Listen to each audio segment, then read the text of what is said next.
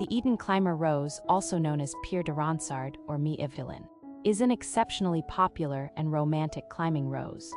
Its hallmark is its profusion of large, deeply cupped, old-fashioned blooms.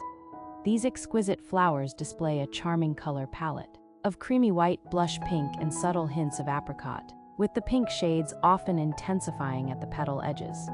Each bloom is incredibly full, boasting 55 to 60 petals, and emits a light, subtly tart fragrance.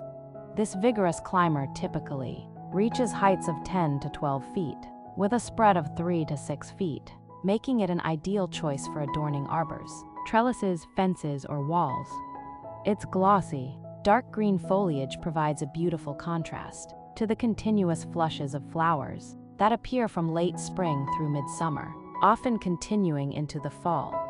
The Eden climber was hybridized by Marie-Louise Mayland and introduced by Mayland International of France in 1985.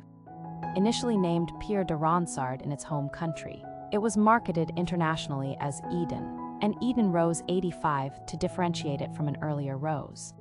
Its unparalleled beauty and robust nature earned it the prestigious World's Favorite Rose designation and induction into the Rose Hall of Fame in 2006.